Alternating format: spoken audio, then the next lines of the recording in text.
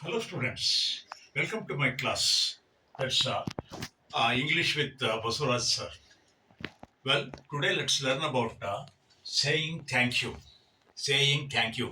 Thank you ಹೇಳೋದು ಹೇಗೆ ಹೇಳಬೇಕು, ಯಾವಾಗ ಹೇಳಬೇಕು, ಯಾರಿಗೆ ಹೇಳಬೇಕು, ಹೇಗೆ ಹೇಳಬೇಕು ಅದು ಬಹಳ ಮುಖ್ಯ. English is a very important language of universe.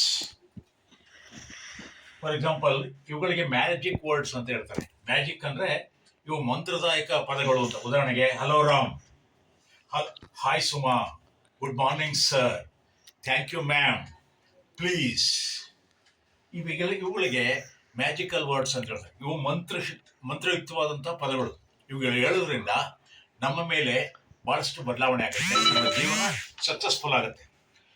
ಈ magical words which can change your life, ನಿಮ್ಮ ಜೀವನವನ್ನೇ ಬದಲಾಯಿಸಬಹುದು. ಆ ಥ್ಯಾಂಕ್ ಯು ಅಂದ್ರೇನು ಅಂದರೆ ಧನ್ಯವಾದಗಳು, ನಿಮಗೆ ಥ್ಯಾಂಕ್ಸ್, ನಿಮಗೆ ಧನ್ಯವಾದಗಳು, ನಾನು ಅಭಾರಿಯಾಗಿದ್ದೇನೆ ಅನ್ನೋ ಅರ್ಥವನ್ನು ಕೊಡುತ್ತೆ. ನಾವು ಹಾಗೆ ಥ್ಯಾಂಕ್ಸ್ ಅಂತ ಹೇಳಬೇಕಾದ್ರೆ ನಮ್ಮ ಹೃದಯ ತುಂಬಿ ಹೇಳಬೇಕು.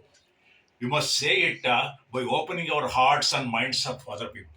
It will open the hearts and minds of the other people. ಹಾಗೆ ಹೇಳೋದ್ರಿಂದ ನಮ್ಮಲ್ಲಿರ್ತಕ್ಕಂಥ ನಾವು ಯಾರ ಜೊತೆ ಮಾತಾಡ್ತೀವಿ ಅವರು ನಮ್ಮ ಬಗ್ಗೆ ಇದ್ದ ಕಲ್ಪನೆಗಳಲ್ಲಿ ಬದಲಾವಣೆ ಆಗ್ತದೆ, ನಮ್ಮ ಬಗ್ಗೆ ಗೌರವ ಮೂಡುತ್ತೆ, ಅದರಿಂದ ನಮ್ಮ ಜೀವನ ಯಶಸ್ಸಿನತ್ತ ಹೋಗುತ್ತೆ.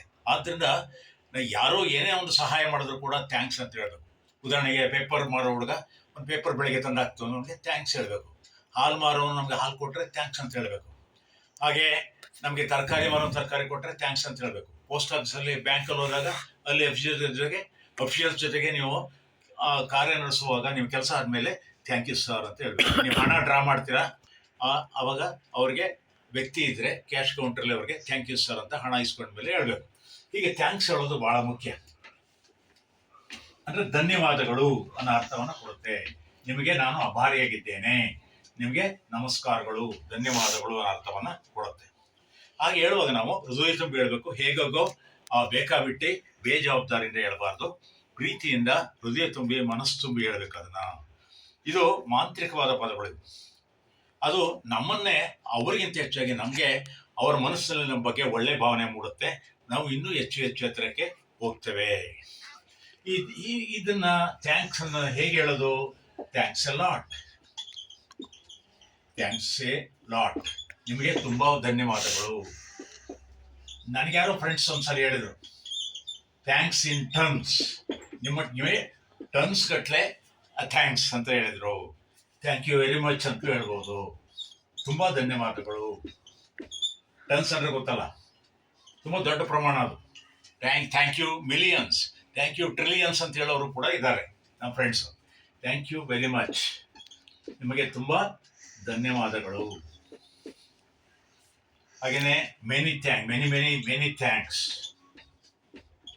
ಈಗ ನಾವು ಬರ್ಡೇ ಆಚರಿಸ್ಕೊತಾ ಇರ್ತೇವೆ, ನಮಗೆ ಬಂದು ನಮ್ಮ ಫ್ರೆಂಡ್ಸು ವಿಶ್ ಮಾಡ್ತಾರೆ, ಪ್ರೆಸೆಂಟ್ ಕೊಡ್ತಾರೆ. ಅವಾಗ ನಾವು ಥ್ಯಾಂಕ್ಸ್ ಫಾರ್ ಕಮಿಂಗ್ ಅಂತ ಹೇಳ್ತೀವಿ. ಅವರು ನಾವು ಕರೆದಾಗ, ನಾವು ಇನ್ವೈಟ್ ಮಾಡಿದಾಗ ಅವರು ನಮಗೆ thank you for inviting us ಅಂತ ಹೇಳ್ತಾರೆ. ಥ್ಯಾಂಕ್ಸ್ ಫಾರ್ ಪ್ರೆಸೆಂಟ್, ನಮಗೆ ಥ್ಯಾಂಕ್ಸ್ ಪ್ರೆಸೆಂಟೇಷನ್ ಅಥವಾ ಗಿಫ್ಟ್ ಕೊಟ್ಟಾಗ thanks for gift or present or gift. Gift ಕೊಟ್ಟಕ್ಕೆ ನಾವು ಅವ್ರಿಗೆ ಥ್ಯಾಂಕ್ಸ್ ಹೇಳ್ಬೇಕು. ಅವರು ಊಟ ಕೊಟ್ಟೋದಕ್ಕೆ ಥ್ಯಾಂಕ್ಸ್ ಫಾರ್ ಗ್ರೇಟ್ ಡಿನ್ನರ್,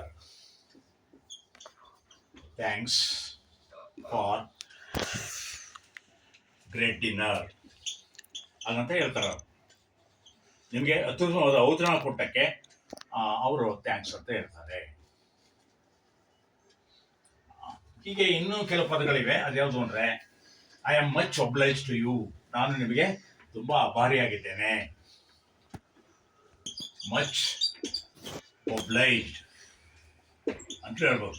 ಈಗ ಥ್ಯಾಂಕ್ಸ್ ಅನ್ನ ಸ್ವೀಕರಿಸೋದು ಹೇಗೆ ಅಂತ, ರೆಸ್ಪಾಂಡ್ ಮಾಡೋದು ಹೇಗೆ ಥ್ಯಾಂಕ್ಸ್ಗೆ? ಯಾರು ಥ್ಯಾಂಕ್ಸ್ ಹೇಳಿದ್ರೆ ನಾವು ಯಾವ ರೀತಿ ರೆಸ್ಪಾಂಡ್ ಮಾಡಬೇಕು ಅಂದ್ರೆ ವೆಲ್ಕಮ್ ಅಥವಾ ಯು ಆರ್ ವೆಲ್ಕಮ್, ನಿಮಗೆ ಸ್ವಾಗತ. ವೆಲ್ಕಮ್ ಅಂದ್ರೆ ಸ್ವಾಗತ. ಅಥವಾ ನಾಟ್ ಅಟ್ ಆಲ್, ಪರವಾಗಿಲ್ಲ ಬಿಡಿ, ಪರವಾಗಿಲ್ಲ ಅಂತ ಹೇಳೋದು. ನೋ ಮೆನ್ಷನ್ ಪ್ಲೀಸ್, ಹೇಳೋ ಅಗತ್ಯ ಇಲ್ಲ. ನಾವೇನೇ ಸಹಾಯ ಮಾಡೋದು ಕೂಡ ನೀವು ಹೇಳೋ ಅಗತ್ಯ ಇಲ್ಲ. Mention please, thanks for you, thanking you ಅಂದ್ರೂ ಕೂಡ ಹೇಳ್ತಾರೆ. ಇವಿಷ್ಟು ಕೂಡ ಯಾರಾದ್ರು ಥ್ಯಾಂಕ್ಸ್ ಹೇಳಿದ್ರೆ ನಾವು ಹೇಗೆ ರೆಸ್ಪಾಂಡ್ ಮಾಡಬೇಕು ಅನ್ನೋದಕ್ಕೆ ಇರ್ತಕ್ಕಂಥ ಕೆಲವು ಉದಾಹರಣೆಗಳು. ಗೊತ್ತಾಯ್ತಲ್ಲ ಸ್ನೇಹಿತರೆ? ನಿಮಗೆ ನಮ್ಮ ಈ ವಿಡಿಯೋ ಇಷ್ಟ ಆದರೆ ಲೈಕ್ ಮಾಡಿ, ಶೇರ್ ಮಾಡಿ, ಹಾಗೆ ಸಬ್ಸ್ಕ್ರೈಬ್ ಆಗಿ ಅಂತ ಹೇಳ್ತಾ ನಿಮ್ಗೆಲ್ರಿಗೂ ಕೂಡ ಶುಭವನ್ನು ಹಾರೈಸ್ತೇನೆ. Thank you.